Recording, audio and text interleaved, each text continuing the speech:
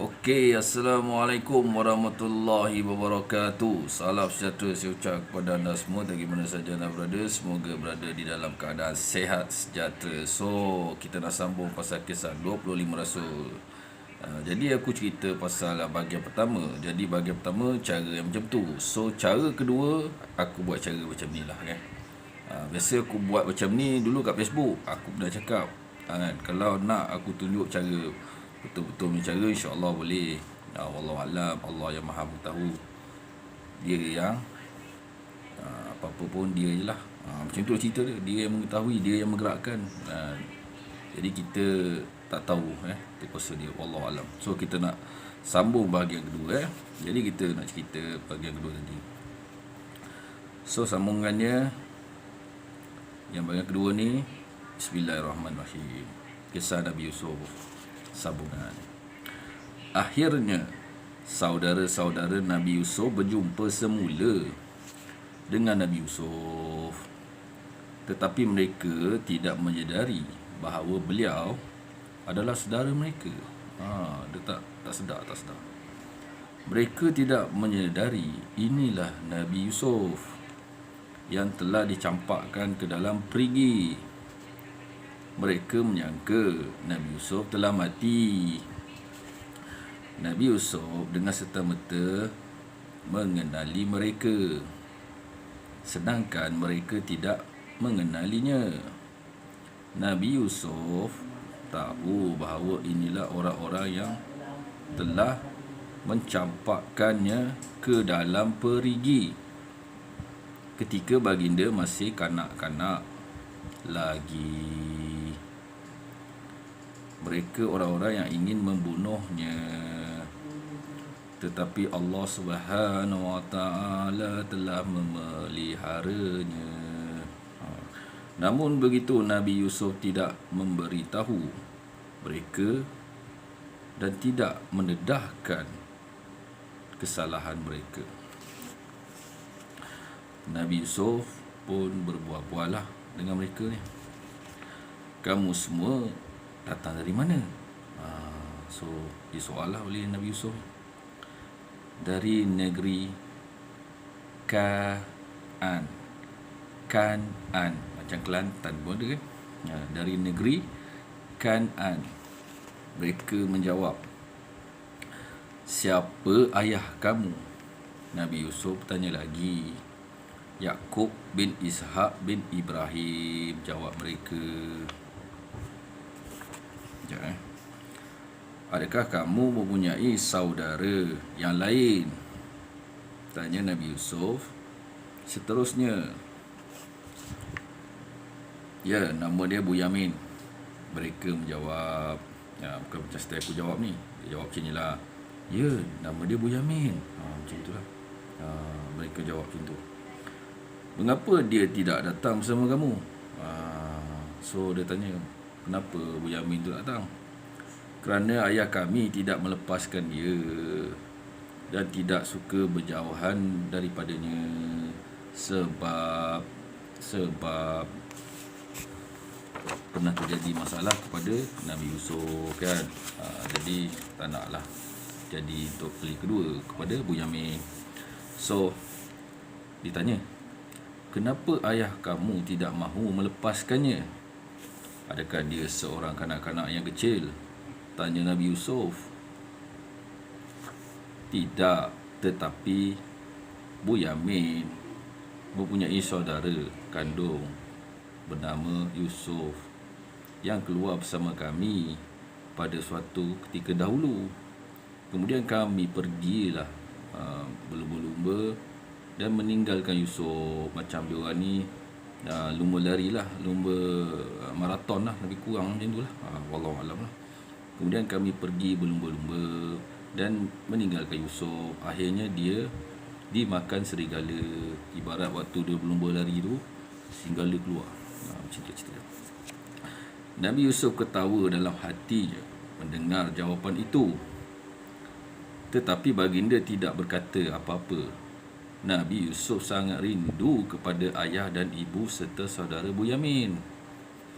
Nabi Yusuf kemudian memerintah supaya makanan dibekalkan kepada mereka.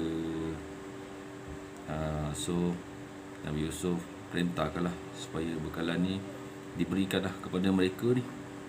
Kemudian baginda berkata, suatu hari nanti bawalah saudara kamu Bunyamin kemari. Bawalah Bunyamin tu datang.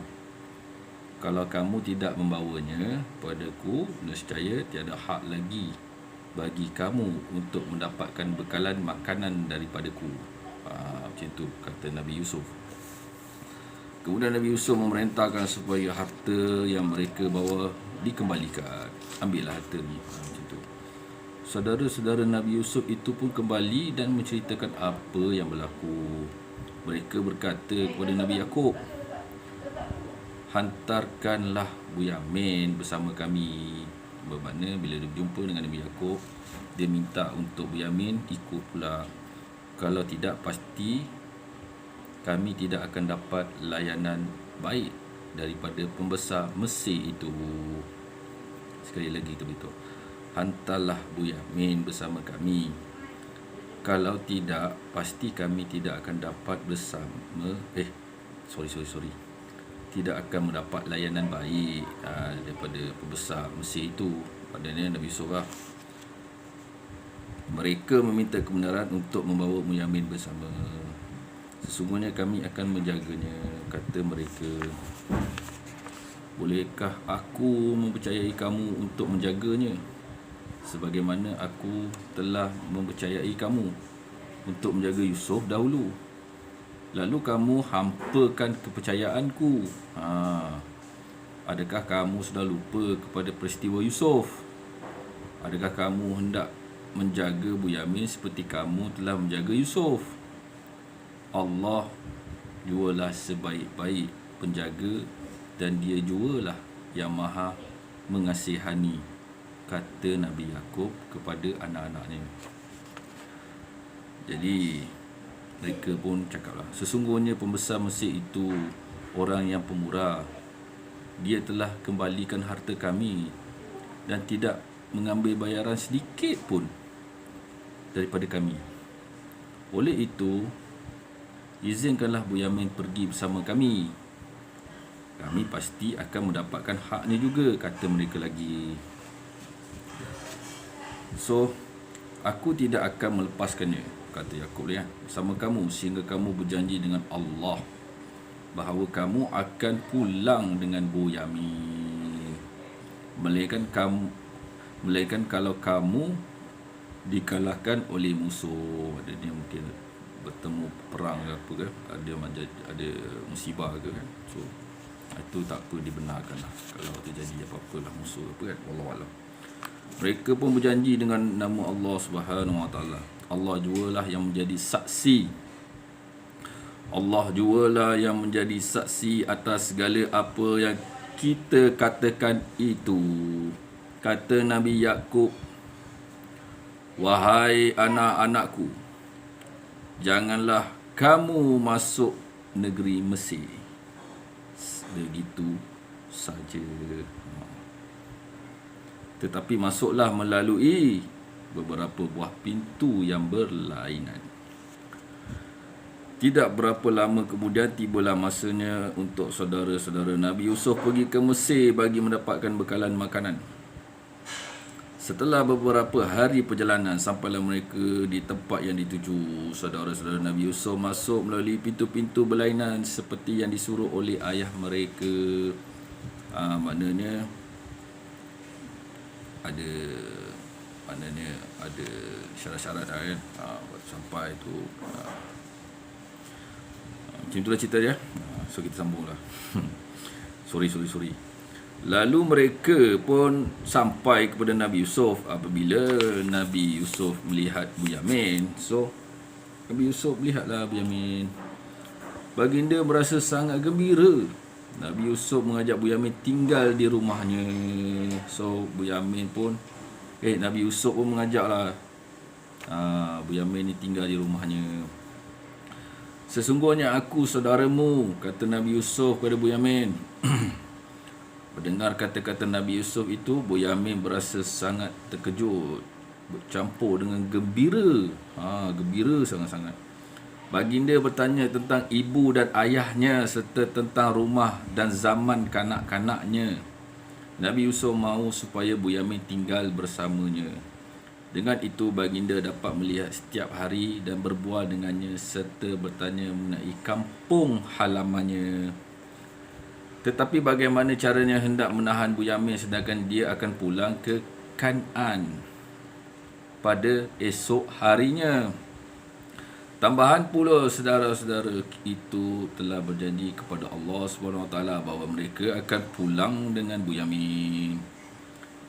Bagaimana Nabi Yusuf boleh menahan Bu Yamin tanpa alasan yang kukuh? Orang ramai tentu akan berkata, pembesar itu telah menahan seorang rakyat Kan'an tanpa sebab yang mudah sabar. Sesungguhnya itu sesuatu kezaliman yang besar.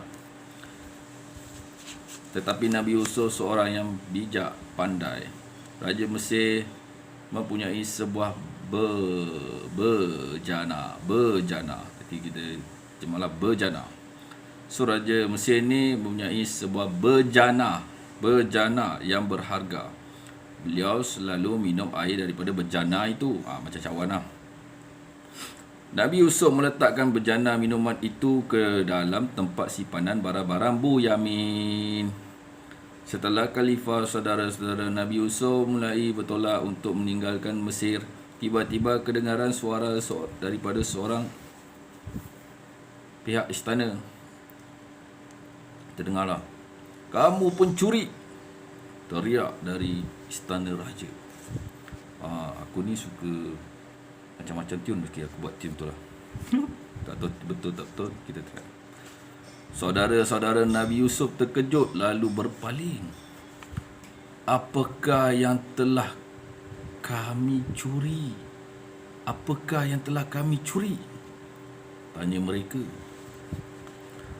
Kami kehilangan bejana raja dan sesiapa yang memulangkannya akan diberi makanan sebanyak muatan seekor unta. Kata salah seorang daripada istana raja. Kata salah seorang daripada istana raja. Demi Allah, sesungguhnya kamu tahu bahawa kedatangan kami bukan untuk membuat kerosakan di bumi Mesir ini, dan kami pula bukan pencuri. Kemudian mereka bertanya, apakah balasan bagi pencuri itu jika kami berdusta? Sesiapa yang didapati menyembunyikan bejana itu di dalam karungnya, dia akan ditahan sebagai balasan perbuatannya. Askar-askar raja mula memeriksa karung mereka. Askar-askar raja mula memeriksa karung mereka. Kemudian mengeluarkan bejana itu dari karung Bu Yamin. Mereka berasa malu melihat kejadian itu. Malu lah kan. So Bu Yamin ni cuit barang lah. Tapi sebenarnya untuk menahan Bu Yamin tu ada sebab dia. Kita sambung. Nabi Yusuf mendengar kata-kata dusta yang menyinggung perasaan itu, tapi bagi dia diam dan tidak menunjukkan kemarahannya.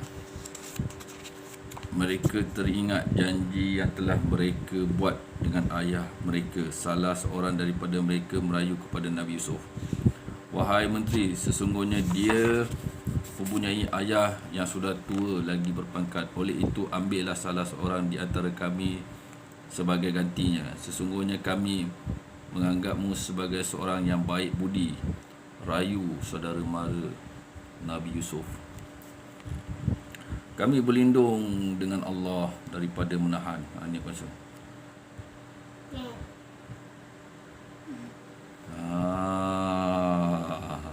Sekali lagi. Sekali lagi.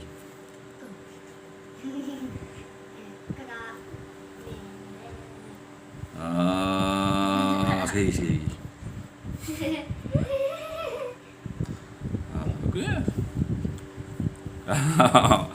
Jangan cakap aku cakap seorang-seorang. Dia ni mission incomplete. Mission in secret. Kembalilah kamu kepada ayah kamu dan katakanlah, Wahai ayah, sesungguhnya Bunyamin telah mencuri dan kami tidak menjadi saksi terhadapnya, melainkan apa yang kami ketahui dan kami tidak dapat menjaga perkara yang gaib. Katanya kepada saudara-saudara yang lain. Sebenarnya aku dah skip. Sebenarnya walaupun dipujuk saudara dia, Nabi Yusuf tetap tidak melepaskan Bunyamin. Akhirnya Bunyamin tinggal bersama Nabi Yusuf. Mereka gembira sekali kerana telah sekian lama tidak berjumpa. Saudara mara Nabi Yusuf serba salah dan bingung untuk pulang menemui ayah mereka. Mereka cuba memikirkan apa yang hendak dikatakan kepada ayah mereka. Itulah tengah fikir. Jadi aku skip Apabila Nabi Yaqub mendengar kisah itu, baginda dapat memahami bahawa Allah SWT telah mengaturkan peristiwa penahanan Bunyamin itu dan Allah SWT hendak menguji kesabarannya. Dan sekali, apabila Nabi Yaqub mendengar kisah itu, baginda dapat memahaminya bahawa Allah SWT telah mengaturkan peristiwa penahanan Bunyamin itu dan Allah SWT hendak menguji kesabarannya. Dahulu baginda sedih dan duka cita kerana kehilangan Nabi Yusuf. Dan kini baginda kehilangan Bunyamin pula. Baginda yakin Allah SWT sebenarnya tidak bertujuan menghampakannya dengan kehilangan dua orang anaknya itu. Tetapi Allah Subhanahu Wa Taala mempunyai rencana yang halus. Sesungguhnya terdapat hikmat yang tersembunyi dalam kejadian ini. Allah Subhanahu Wa Taala sentiasa menguji hamba-Nya, kemudian Dia akan mengembirakannya dan memberikan nikmat kepadanya. Tambahan pula anaknya yang sulung juga tinggal di Mesir dan enggan pulang ke Kan'an. Okay, aku sedang mengaji tak? Adakah baginda akan berasa kecewa dengan kehilangan anaknya yang ketiga, sedangkan baginda telah dihampakan dengan kehilangan dua orang anak sebelum ini? Sesungguhnya perkara seperti ini tidak akan dapat berlaku. Setelah merenungkan hal yang demikian, Nabi Yaqub pun berasa tenang semula lalu berkata, mudah-mudahan Allah kembalikan mereka semua kepadaku. Walaupun bagaimanapun, Nabi Yaqub masih terkenangkan Nabi Yusuf. Sedihnya aku mengenangkan Nabi Yusuf, kata Nabi Yaqub kepada anak-anaknya. Ayah masih lagi mengenangkan Nabi Yusuf sehingga ayah jatuh sakit dan menjadi buta. Tegur anak-anaknya itu. Maknanya Nabi Yaqub tengah sakit, tak boleh tengok. Okey, begitulah cerita dia kan. Sesungguhnya aku mengadukan jawab cerita lain tadi. Sesungguhnya aku mengadukan kesusahan dan duka citaku hanya kepada Allah. Dan aku mengetahui dengan wahyu Allah yang kamu tidak tahu. Mengetahui dengan wahyu Allah apa yang kamu tidak tahu, jawab Nabi Yaqub. Makna Nabi Yaqub ni bukan tahu sahaja. Dia tahu semua perkara ni ada wahyu yang sampai. Wahyu. Bukan baca kitab wahyu. Tunjuk wahyu pun tak dapat. Tak nampak. Baca kitab wahyu, mana wahyunya? Wahyu ni lah kali dia tunjuknya orang datang tu sakit, pergi jumpa, pegang sikit, baik. Allahu Akbar. La haula wala quwata illa billahil aliyil azim. Carilah agama yang benar, lagi sahih dan meyakinkan manusia. InsyaAllah. Nabi Yaqub sedar bahawa berputus asa adalah kufur. Oleh itu baginda hanya menggantungkan harapannya kepada Allah SWT. Nabi Yaqub kemudian mengutuskan anak-anaknya ke Mesir. Baginda menyuruh mereka berusaha mendapatkan berita mengenai nasib-nasib Nabi Yusuf. Nasib Nabi Yusuf dan Bunyamin. Nabi Yaqub meminta mereka supaya jangan berputus asa daripada rahmat Allah SWT. Maka saudara-saudara Nabi Yusuf pun berangkat ke Mesir bagi kali ketiga. Diorang pergi kali ketiga pula. Setiba di Mesir, mereka pun menghadap Nabi Yusuf. Mereka mengadu kepapaan dan kesusahan mereka kepada Nabi Yusuf. Mereka merayu agar baginda menyumbangkan sesuatu kepada mereka. Nabi Yusuf berasa sangat kasihan dan tidak dapat menahan perasaan sedihnya. Baginda berkata di dalam hatinya, inilah anak-anak Yakub dan keturunan para nabi datang mengadu kepapaan dan kesusahan mereka kepadaku. Sampai bila aku harus sembunyikan perkara yang sebenar? Sampai bila aku harus membiarkan keadaan yang menyedihkan ini berlarutan? Sampai bila aku harus berpisah dengan ayahku? Berbagai persoalan bermain di dalam hatinya. Nabi Yusuf tidak dapat memendamkan perasaan lagi, lalu berkata, tahukah kamu betapa buruknya apa yang kamu telah lakukan kepada Yusuf dan adiknya semasa kamu masih jahil? Mendengar kata-kata Nabi Yusuf itu, saudaranya berasa hairan kerana apa yang telah mereka lakukan itu adalah rahsia. Sekali lagi, mendengarkan kata-kata Nabi Yusuf itu, saudara-saudaranya berasa hairan kerana apa yang telah dilakukan mereka itu adalah rahsia. Tidak ada seorang pun yang mengetahui kecuali mereka dan Nabi Yusuf. Oleh itu, mereka mulai sedar bahawa pembesar Mesir itu ialah saudara mereka, Yusuf. Maha suci Allah, adakah Yusuf masih hidup? Adakah Yusuf masih hidup? Bukankah dia telah mati dalam perigi? Sungguh tidak diduga, betulkah Yusuf sudah menjadi pembesar Mesir? Diakah yang menjadi pentadbir hasil pengeluaran Mesir? Diakah yang telah memberi muatan makanan kepada mereka? Berbagai soalan terlintas di hati mereka. Oleh itu, tiada lagi keraguan dalam hati mereka bahawa pembesar yang bercakap dengan mereka itu sebenarnya adalah saudara-mara mereka, Yusuf. Adakah kamu ini sebenarnya Yusuf? Tanya mereka dengan penuh hairan, seperti mana dia menghantar suatu video. Aku nak merepek. Sudah lama aku mencari kamu. Di manakah kau menghilang? Oh, dahsyat. Kita cerita lagi. Akulah Yusuf dan inilah adikku Bunyamin. Sesungguhnya siapa yang bertakwa dan bersabar, nescaya Allah tidak akan mensia-siakan pahala orang-orang yang membuat kebaikan, jawab Nabi Yusuf. Dan kita baca atas. Yang menjadi tabi hasil. Okey, itu cerita. Demi Allah, sesungguhnya Allah telah melebihkan kamu daripada kami. Dan sesungguhnya kami adalah orang-orang yang bersalah. Balas saudara-saudara Nabi Yusuf. Semoga Allah mengampuni kamu semua di atas perbuatan kamu terdahulu, kerana Dialah Tuhan yang Maha Mengasihani.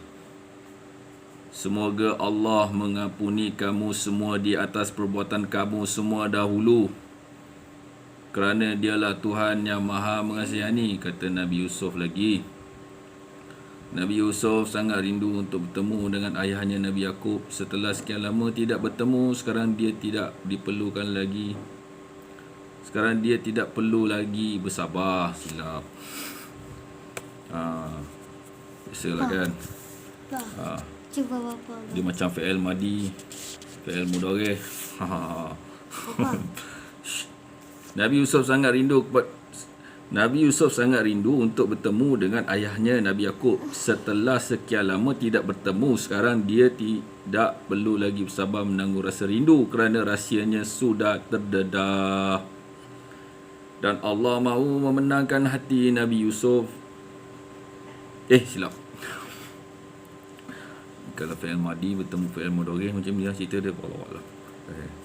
Tak adalah. Gurau. Sekali lagi.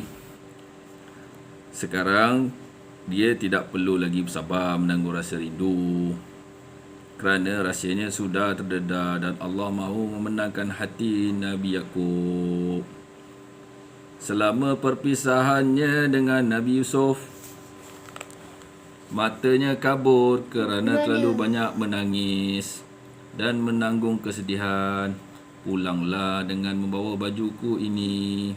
Kemudian letakkanlah pada muka ayahku. Nescaya dia akan dapat melihat semula dan bawalah keluarga kamu ke sini bertemuku, kata Nabi Yusuf kepada saudara-saudaranya.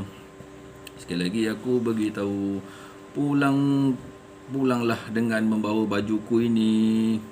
Kemudian letakkanlah pada muka ayahku. Nescaya dia akan dapat melihat semula, dan bawalah keluarga kamu ke sini bertemuku, kata Nabi Yusuf kepada saudara maranya. Ketika saudara-saudara Nabi Yusuf menuju ke Kan'an, Kelantan,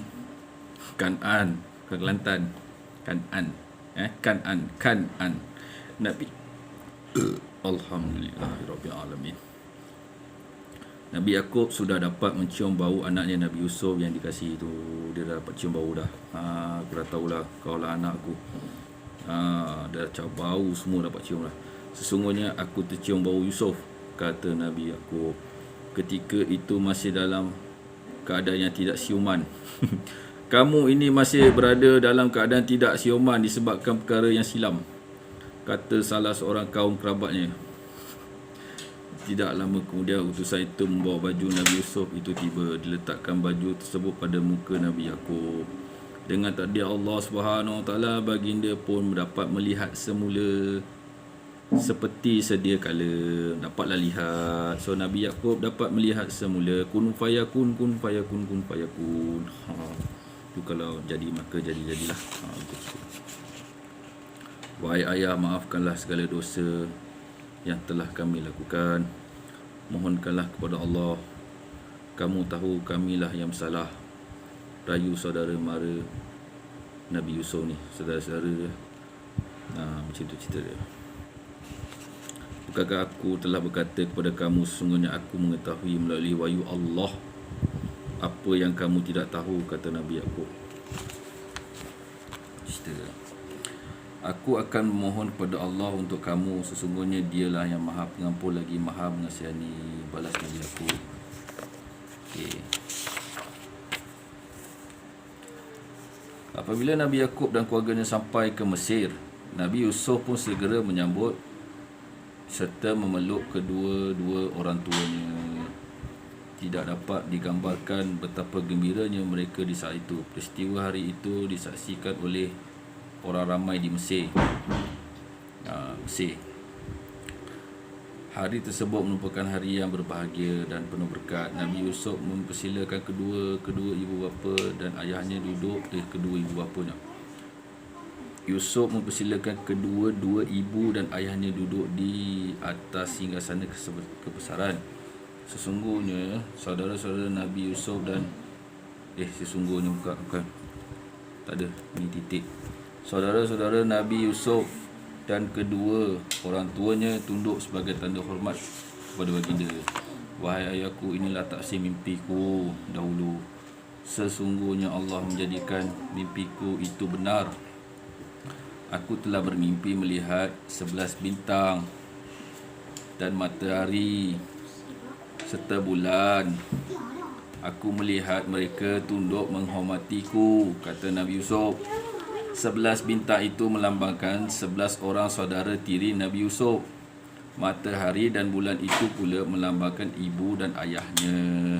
Nabi Yusuf pun terus memuji Allah Subhanahu Wa Taala. Lidah baginda tidak terhenti-henti memujinya.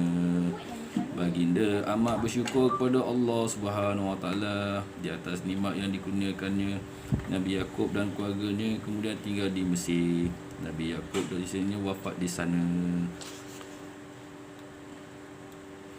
Walaupun Nabi Yusuf mempunyai kuasa yang besar di Mesir, namun baginda tetap mengingati Allah Subhanahu Wa Taala. Pangkat yang besar tidak pernah mengubah sikap Nabi Yusuf daripada sentiasa mengingati Allah, menghambakan diri dan takut kepadanya. Nabi Yusuf memerintah melandaskan hukum Allah dan baginda melaksanakan segala perintahnya.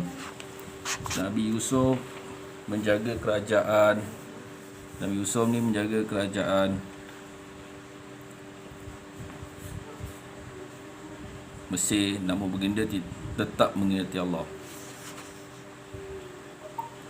Pangkat yang besar tidak pernah mengubah sikap Nabi Yusuf daripada sentiasa mengingati Allah. Pangkat ni tak dapat ubah, otak Nabi Yusuf tak boleh ubah. Dia tetap menghambakan diri dan takut kepadanya. Nabi Yusuf memerintahkan melandaskan hukum Allah dan baginda melaksanakan segala perintahnya. Nabi Yusuf tidak menganggap kuasa pemerintahan sebagai sesuatu yang besar atau hebat. Sekali lagi cakap, Nabi Yusuf tidak menganggap kuasa pemerintahan sebagai sesuatu yang besar atau hebat. Bahkan baginda tidak suka mati. Bahkan baginda tidak suka mati sebagaimana matinya para raja.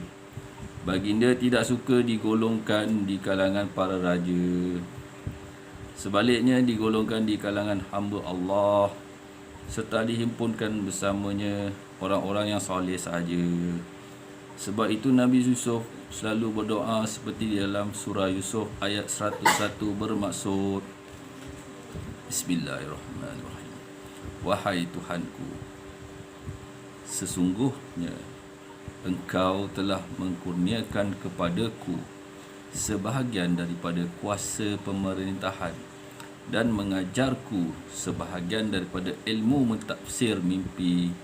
Wahai Tuhan pencipta langit dan bumi, Engkau pelindungiku di dunia dan di akhirat. Sempurnakanlah ajalku dalam keadaan Islam dan hubungkanlah aku dengan orang-orang yang soleh. Nabi Yusuf diwafatkan oleh Allah Subhanahu Wa Taala dalam usia hampir 120 tahun. Dan selepas ini kita akan cerita tentang Nabi Syuaib, insya-Allah. Wallahu alam. Jika diizinkan Allah telah, kita akan cerita Nabi Syuaib. Dan itulah kisah Nabi Yusuf sedikit sebanyak yang boleh dikongsikan. So minta maaf jika ada meripik, salah kata nak suruh anak aku ke depan. Ini kedudukan aku, cara aku. Kau jangan tunjuk no, duduk macam tu. Ni dia. Aku duduk kat sini. Ni sejadah. Bukan tunjuk baik, tak tunjuk baik kan. Nanti aku cakap aku munafik pula kan. Cakap aku duduk dalam keadaan riak pula kan. Macam-macam ada suara-suara. Ini tempat, sinilah aku semayang, sinilah aku tidur. Aku ada bilik. Bilik tu jadikan baju bilik orang tua aku, bilik mak aku. Aku hidup sedarnya, hidup biasa macam ni. So aku nak gerak dulu. Itulah cerita aku boleh sembangkan. Semoga kita jumpa lagi. Assalamualaikum warahmatullahi wabarakatuh. Rabbana atina fid dunya hasanah wa fil akhirati hasanah wa qina azabannar. Sallallahu ala sayyidina Muhammad wa ala alihi washabbihi wasallam. Walhamdulillahi rabbil alamin. Allahu akbar kabira walhamdulillahi katsiran wa subhanallahi wa ta'ala. La ilaha illallah wahdahu la syarikalah. Lahu mulkul hamdihi wa yumiitu ala kulli syai'in qadir wa la haula wa la quwwata illa billah. La haula wa la quwwata illa billahi al-'aliyyil azim. Minta maaf lah bila bela aku sampai pop di. Okay, so minta maaf lah. Ya, aku nak undur dia. Assalamualaikum warahmatullahi wabarakatuh. Jumpa lagi.